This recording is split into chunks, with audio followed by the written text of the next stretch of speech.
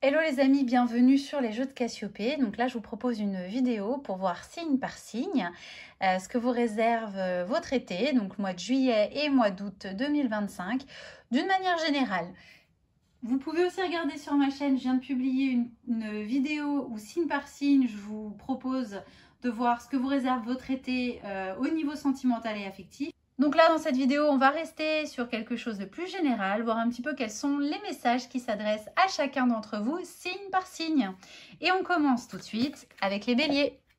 Alors les béliers, vous avez tiré son côté sombre, votre côté sombre en fait, la loutre et la bienveillance. Alors le côté sombre, ça parle du fait que parfois ça peut être utile tout simplement de laisser remonter à la surface votre part d'ombre, votre côté un petit peu grincheux, ronchon, vos petits vices aussi tout simplement. La loutre, ça parle en fait de s'amuser, d'avoir des activités d'amusement. Donc peut-être que votre côté sombre va vous amener, je sais pas, à peut-être profiter un petit peu trop de votre été. Et la bienveillance, soit à l'écoute des sentiments et des désirs d'autrui, quelqu'un a besoin de ton amour, une seule pensée d'amour lui suffira. Et bien cette bienveillance peut-être aussi qu'il faut que vous l'ayez pour vous-même. Soyez bienveillant vis-à-vis de vous-même et acceptez le fait que vous n'êtes pas parfait et que vous avez un côté sombre. Le côté sombre, ça peut aussi être l'égoïsme. Et l'égoïsme qui vous dit, cet été, j'ai envie de profiter pour moi-même et j'ai envie de profiter, de m'amuser. Et je le fais pas pour nuire à autrui, je le fais juste parce que j'ai envie d'être bienveillant vis-à-vis de moi-même. Donc cet été, profitez. Ne cherchez pas à être parfait. Voilà. Et des fois, laisser s'exprimer son côté sombre, c'est aussi une façon de l'exorciser. Et si vous pouvez le faire en vous amusant finalement, c'est peut-être pas une mauvaise chose. Maintenant, on passe au taureau. Alors, on parle de pardon, on a le renard et on a l'harmonie. Le pardon, c'est une carte donc, qui parle de pardonner, soit de vous pardonner à vous-même, soit de pardonner aux autres. On a le renard. Le renard, c'est un animal qui est un canidé et pour qui le clan est assez important. Et c'est un animal assez joyeux qui aime beaucoup s'amuser. Et donc, en fait, c'est une carte qui parle du fait de s'amuser, de passer des moments de qualité avec sa famille, avec ses amis. Voilà, ça parle un petit peu du clan. Donc, peut-être qu'il y a quelque chose à pardonner ou à vous faire pardonner en lien avec les personnes de votre entourage proche. Et donc, ça parle en fait de crever l'abcès tout simplement pour profiter de bons moments que vous allez pouvoir passer cet été avec les gens que vous aimez. Et donc, on a la carte de l'harmonie qui nous dit « Le chaos se manifeste lorsque nous essayons de résister au flux naturel de la vie. Tout fonctionne par cycle. Chaque étape de la vie a un sens et une raison d'être. Chaque jour peut se dérouler dans l'harmonie si tel est ton désir. » Donc, effectivement, hein, s'il y a une petite brouille avec quelqu'un que vous aimez et dont vous êtes proche, ça incite à pardonner pour remettre un petit peu d'harmonie dans vos relations. On passe aux Gémeaux. Alors pour les Gémeaux, on a la carte qui parle d'imagination, on a la pieuvre et la carte de la vérité.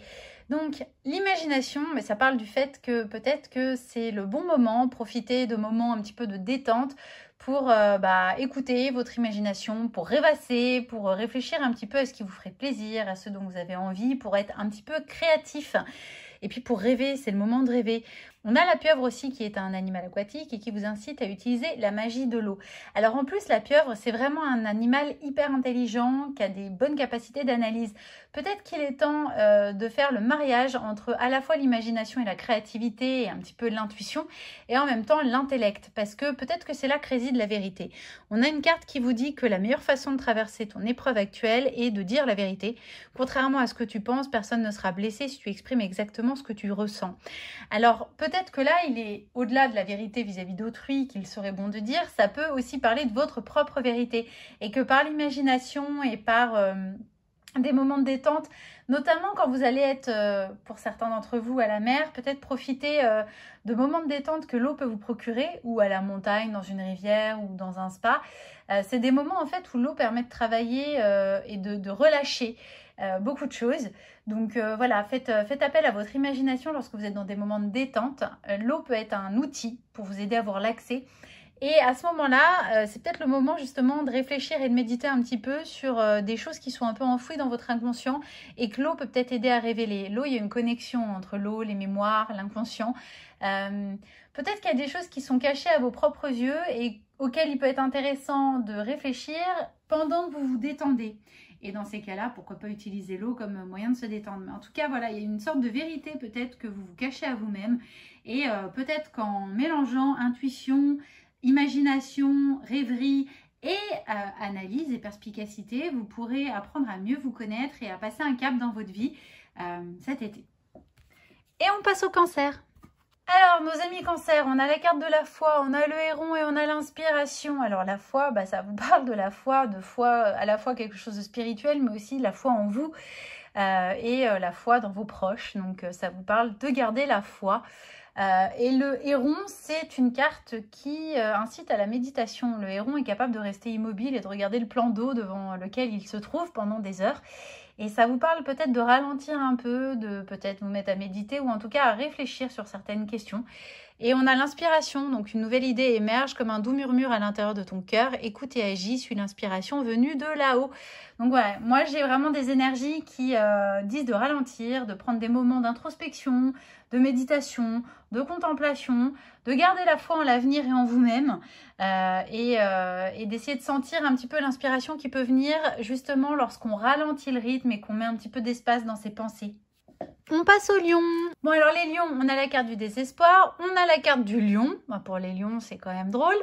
Et puis la pensée globale. Alors le désespoir, ça parle du fait qu'il peut y avoir quelque chose qui vous mine un petit peu le moral et sur lequel vous n'êtes pas hyper optimiste. Mais on a le lion et en particulier la carte de la lionne. La lionne, elle veille sur son clan, elle veille sur ses petits.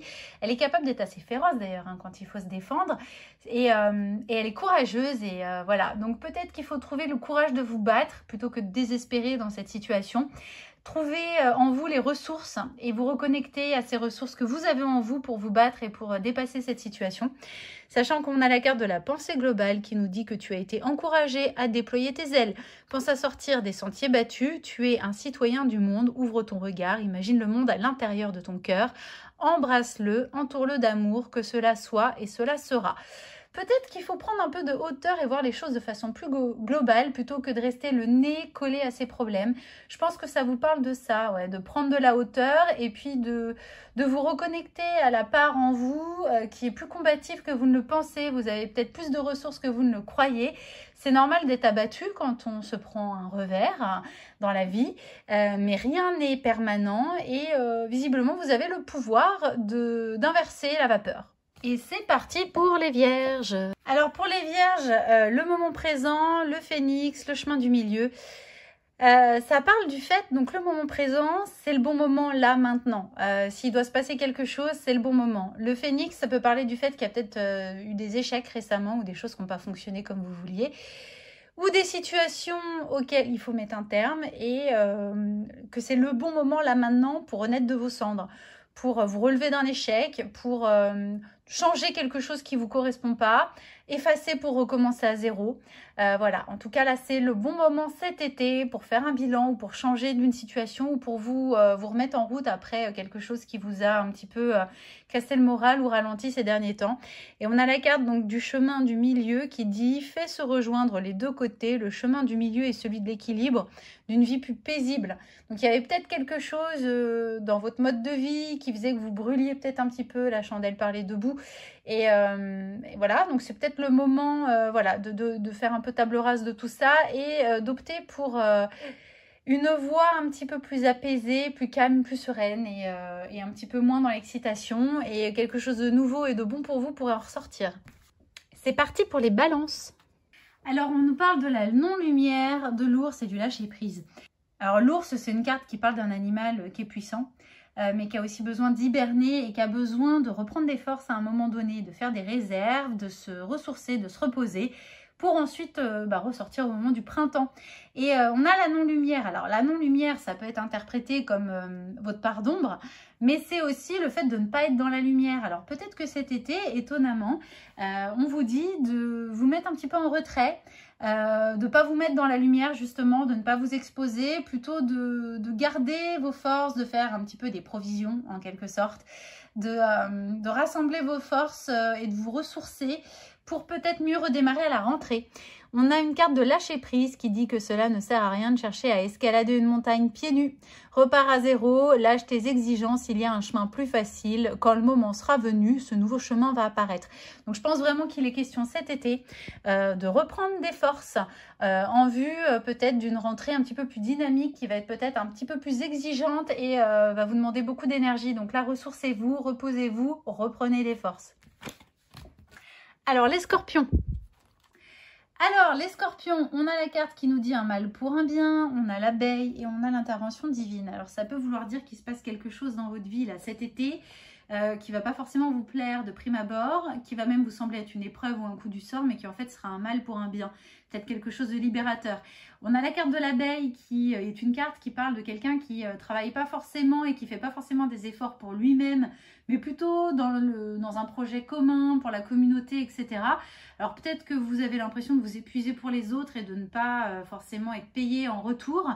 Et dans ces cas-là, c'est peut-être un mal pour un bien parce qu'il y aura peut-être finalement de la gratitude au bout du tunnel, mais un peu plus tard en différé. Ou peut-être tout simplement que vous avez l'impression de vous épuiser à faire les choses pour les autres ou même pour vous, mais en tout cas que c'est pas forcément payant.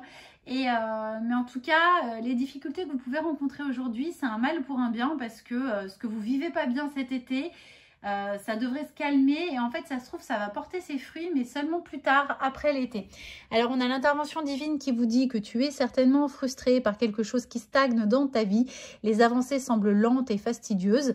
Malgré tout ceci est une bénédiction, une intervention divine se prépare, quand le bon moment sera venu, les fruits de tes désirs vont mûrir. Ça reprend exactement les mêmes idées, c'est-à-dire que peut-être que vous fournissez des efforts actuellement en ayant l'impression que ça ne paye pas forcément tout de suite, mais c'est peut-être un mal pour un bien parce que ça paiera plus tard. Donc ne soyez pas frustrés si les choses ne fonctionnent pas tout de suite comme vous voulez.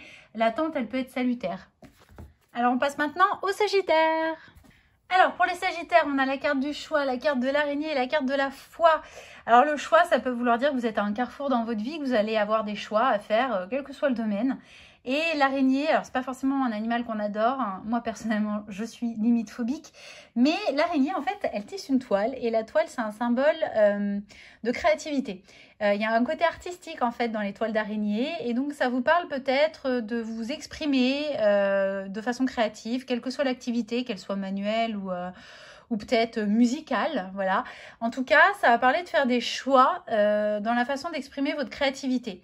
Et on a la carte de la foi qui dit « Ne perds pas la foi, les nuages vont bientôt s'éclaircir et le soleil va briller de nouveau. » Alors peut-être que s'il y a des choses qui vous chagrinent, avoir une activité créatrice ou créative, ça peut être un bon choix pour justement exorciser un petit peu les choses qui vous minent un peu le moral. En tout cas, voilà, ça parle de choix, de vous exprimer avec plus de créativité. On passe au Capricorne. Alors pour les Capricornes, on a la jalousie, on a le caméléon, on a la sagesse. La jalousie, ça parle de jalousie, vous êtes peut-être jaloux de quelqu'un ou alors vous attirez la jalousie à vous. Mais bon, c'est un tirage pour vous, c'est plutôt vous qui peut-être êtes jaloux. Le caméléon, c'est une carte qui vous parle d'adaptation, de calme. C'est peut-être pas le bon moment d'agir. Et en tout cas, ça vous parle de vous adapter à la situation, de ne pas être dans la résistance. Mais plutôt voilà, de changer de couleur en fonction du support. Donc de vous adapter à ce que vous traversez. Et peut-être que s'il y a une situation qui vous rend jaloux, va peut-être falloir apprendre à travailler, être un petit peu plus souple et un petit peu... un petit peu moins jaloux et laisser peut-être un petit peu plus de liberté. Alors la jalousie, ça peut être au niveau affectif et ça peut être la jalousie, peur que quelqu'un vous quitte, etc. Et puis ça peut être la jalousie parce que vous avez l'impression que les autres réussissent mieux ou vivent une période plus faste que ce que vous ressentez à l'heure actuelle.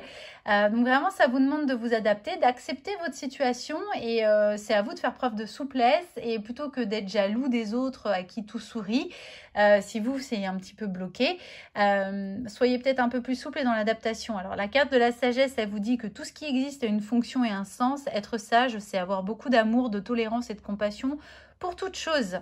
Donc voilà, pas très compatible avec l'idée de jalousie. Soyez peut-être un peu plus sage, lâchez prise, adaptez-vous aux événements. Et ça sert à rien d'être jaloux des autres. C'est de toute façon, votre bonheur ne dépend que de vous. On poursuit avec le Verseau. Bon, alors ça vous parle du pardon, ça vous parle du papillon monarque et de la pensée positive pour les amis Verseau. Alors le pardon, encore une fois, est-ce que c'est vous qui avez quelque chose à vous faire pardonner ou c'est vous qui devez pardonner à quelqu'un? J'ai plutôt l'impression que c'est vous qui devez apprendre à pardonner à quelqu'un parce qu'on a aussi la carte du papillon. Alors le papillon monarque, on pense tout de suite à l'idée de transformation puisqu'il passe de chenille à papillon. Mais c'est aussi un animal qui est assez fragile, qui a une durée de vie d'ailleurs assez courte et qui parfois doit voler sur de longues distances alors qu'il y a du vent. Et c'est un animal qui est assez fragile, mais qui, lorsqu'il est persévérant, arrive à son but, arrive à se poser sur des fleurs, à butiner, etc. Et donc vraiment le papillon vous parle de persévérer et de force tout en fragilité. Donc même si vous avez des failles sentimentales, que vous avez... voilà, que vous traversez des moments qui ne sont pas faciles ou des failles au niveau de votre confiance en vous dans la vie en général, faut être capable soit de pardonner aux autres, soit de vous pardonner à vous-même, mais en tout cas ne pas vous empêcher de vivre ce que vous avez à vivre parce que vous auriez éventuellement une quelconque rancœur ou une quelconque peur. Pardonnez-vous d'avoir peur, pardonnez aux autres éventuellement de ne pas avoir été des amis fidèles ou le meilleur des maris ou la meilleure des mères ou je ne sais quoi. Ne soyez pas dans la rancœur, avancez, même si des fois vous êtes fragile et qu'il y a des choses qui vous atteignent. Le papillon, il arrive en fait à défier les éléments malgré sa fragilité. Et voilà, c'est vraiment le message qu'on vous donne, de vous pardonner à vous-même et aux autres et de persévérer, d'accepter vos fragilités et de vous dire que de toute façon, on traverse tous des moments plus difficiles, mais que vous y arriverez. Quoi qu'il en soit, vous y arriverez. Et notamment grâce à la carte de la pensée positive qui vous dit que la pensée positive est essentielle pour se créer une vie saine dans l'abondance. Une attitude positive alimentée de pensées et objectifs positifs sont la clé du bonheur. Ne t'inquiète pas, reste dans l'amour. Et on termine avec les amis poissons. Alors les amis poissons, on a le côté sombre, le lion, et la gratitude. Le côté sombre, ça peut parler donc de vos petits défauts, de vos petites parts d'ombre, le fait que vous avez parfois besoin de grogner, de râler et de laisser s'exprimer vos petits défauts. On a le lion ou la lionne qui parle aussi du fait que malgré tout, vous avez beau râler, et vous êtes toujours là pour défendre votre clan et les gens que vous aimez. Et la lionne, justement, elle est parfois un peu de mauvaise humeur, elle peut être ronchon, elle peut sortir les griffes et être assez désagréable et assez... susceptible, donc peut-être que c'est ça votre côté sombre. En tout cas voilà, ça vous dit que vous pouvez laisser exprimer votre côté sombre parce que ça peut aussi être une force. La lionne, c'est un animal qui est puissant et parfois c'est bien de ne pas trop aller la chercher, et le fait de parfois être un petit peu, comment dire, d'avoir un peu mauvais caractère et de ne pas se laisser faire, c'est aussi quelque chose qui vous protège et qui permet de protéger votre clan. Alors on a la carte de la gratitude qui dit « Fais de la gratitude de ta nouvelle attitude, les étoiles vont briller de plus belle sur toi. Tout ce qui existe dans ton monde va devenir lumière. » Donc finalement votre côté sombre, vous avez tout à fait la force de le transcender. Et puis c'est pas forcément quelque chose de mauvais, ça peut aussi être un mal pour un bien et une force, quelque chose... qui permet aussi de ne pas toujours tout garder pour vous. Ça permet aussi d'avoir un certain équilibre dans votre vie, et psychologiquement parlant, des fois on a besoin de relâcher la pression en râlant ou en étant un peu égoïste de temps en temps. C'est pas forcément une mauvaise chose, ça permet de rééquilibrer les choses. Donc voilà, ne voyez pas les choses mal, soyez dans la gratitude quand vous laissez s'exprimer votre côté sombre et donc vos petits défauts. Ça permet aussi un peu de rééquilibrer les choses parce que vous pouvez pas tout le temps être parfait, vous avez aussi besoin des fois de relâcher un peu la pression. Voilà les amis, j'espère que cette vidéo vous a intéressé. Si c'est le cas, vous pouvez la liker, ça permettra de lui donner un peu plus de visibilité et de force sur YouTube. Ensuite, pour ceux qui ne sont pas encore abonnés à mon compte, n'hésitez pas à vous abonner à la chaîne et à bien penser à activer la petite cloche. Ça vous permettra d'être tenu informé directement à chaque fois que je publierai une vidéo. Et puis, si vous voulez me faire part de vos commentaires, de vos impressions, me dire si ça vous parle ou pas, n'hésitez pas, il y a une zone de commentaires qui est là pour ça, sous la vidéo. Donc n'hésitez pas à me laisser vos messages, vos commentaires et vos questions. Je suis toujours super contente de vous lire. Je vous dis donc à très bientôt sur les jeux de Cassiopée. Ciao, ciao!